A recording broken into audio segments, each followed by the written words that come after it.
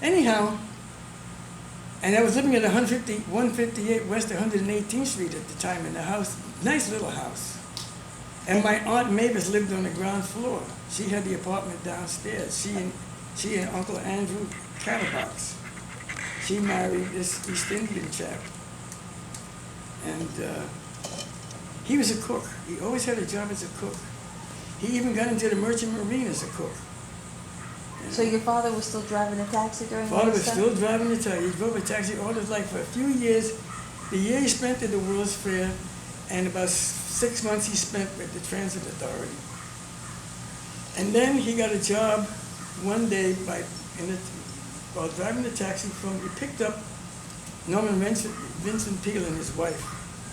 And they got to talking, and the guy said, well, look, Bryce, I have my own car, but I didn't use it today. He said, would you consider being my chauffeur? And Dad said, yeah. And he said, well, you come over to the house, and where you're going to drop me, which was next to a small church he had there in the 30s, somewhere in mid-Manhattan. And Dad went there, and they interviewed him, and he got the job.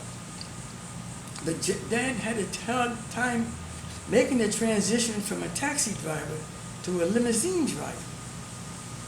And he would drive the limousine as if he were driving a taxi. And that would kind of annoy Vincent Peale. Uh-huh. And he said, Gatlin, we don't have to get there that time. We'll get there in time. Slow down. Dad was driving like a jackrabbit, just like taxi drivers Like do. taxi In cab and out drivers, of traffic, go around. And they're making these turns at various corners in order to try to beat the next red light. Right, and to get to where they need to go to get the next fare. And to go to get the next fare and to get you there as fast as possible. Right. And so he and Peale didn't get on that level. And then Peale talked to him and said, come on, I'd like you to go see a psychologist friend of mine. And Dad went maybe once or twice. He did not like that. And what did he think? Why did he send him? Because he felt that Dad needed some kind of psychological adjustments to perform his duties without this kind of taxi cab mentality. Because, see, so sometimes he and his wife on long rides, maybe go upstate New York. He's going to give a speech or a lecture or something like that. And he had nice lights in the back of the limousine. One of them big Buicks or Lincolns, I don't know which it was. I think it was a Buick. And he'd sit back there and he'd make his notes and he'd write and she would read and write. And he didn't want Dad doing this. Right.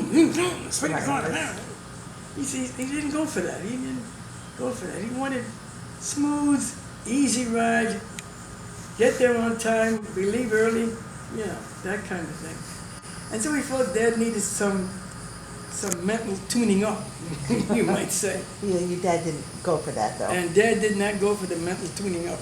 And so he left? And so he left, yeah.